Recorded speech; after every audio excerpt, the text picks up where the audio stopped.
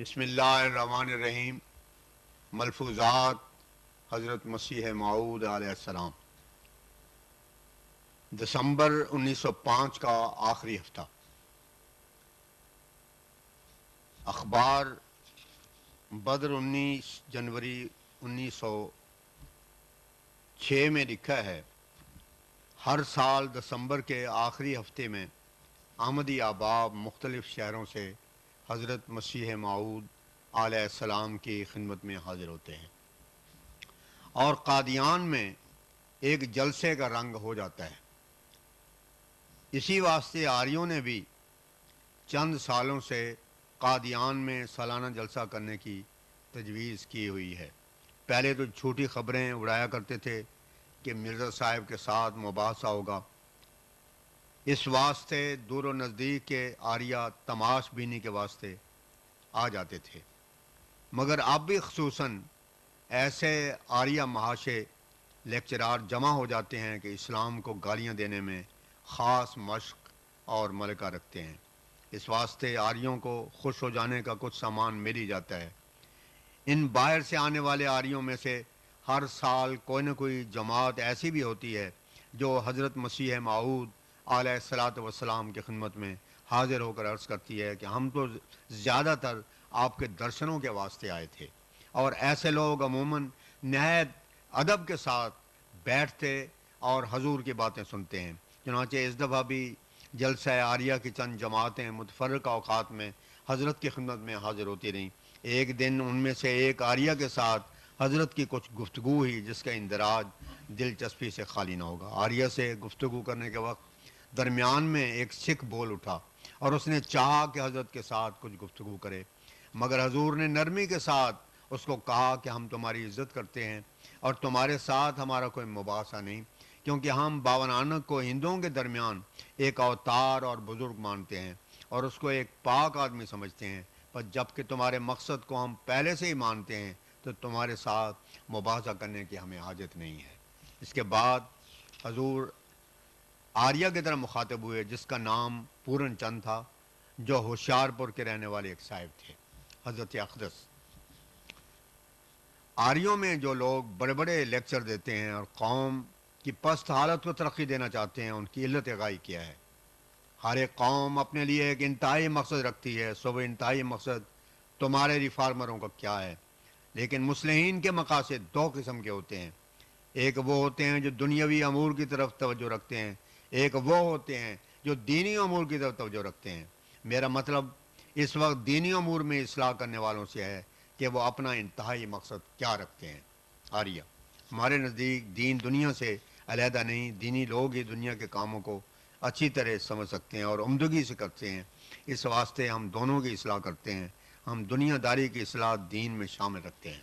حضرت اقدس: میں قبول کرتا ہوں کہ جس شخص کی دین میں آنکھ کھلتی ہے وہ دنیا کے معاملات میں بھی راستے اور دیانت اختیار کرتا ہے، اور اس کے بغیر دنیا نہیں سنورتی، لیکن میرا مطلب اس جگہ صرف دین کے متعلق سوال کرنے اور دنیا کو علیحدہ رکھنے سے یہ ہے کہ دنیا کے واسطے ایک خاص عقل بھی ہوتی ہے۔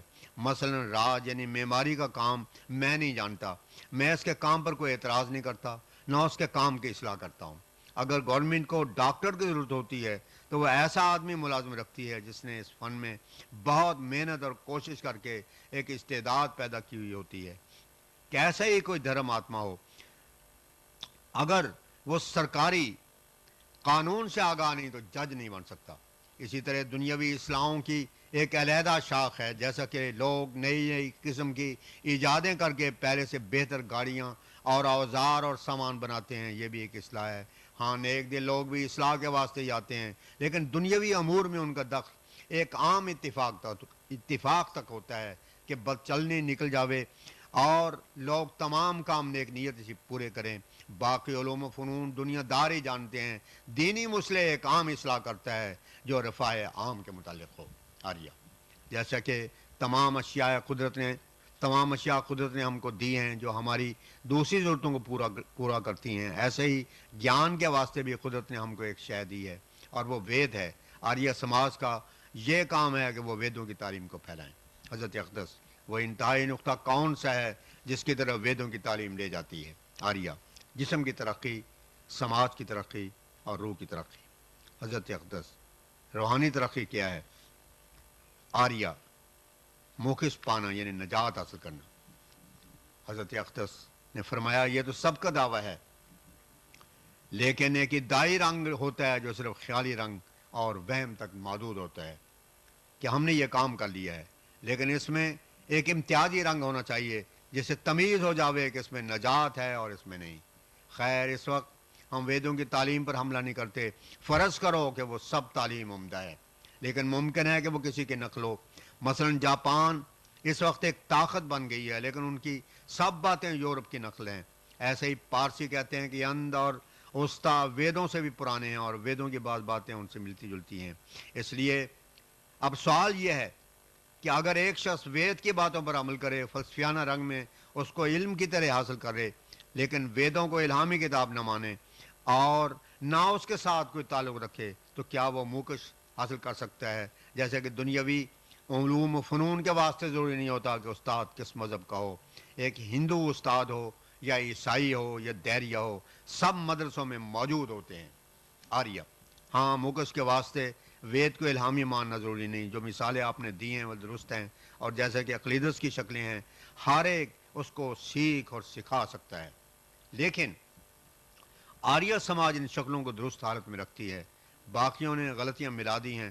اگر وید پر اسلام عمل کرے تو وہ اچھا ہے بنسبت اس ہندو کے جو نہیں کرتا۔ حضرت اقدس نے فرمایا ہمارا سوال تو صرف اتنا ہے کہ اگر کوئی شخص وید کو خدا تعالیٰ کا کلام نہیں مانتا مگر اس کی باتوں پر عمل کرتا ہے تو کیا وہ مکتی پائے گا؟ آریہ نے جواب دیا بے شک مکتی پائے گا۔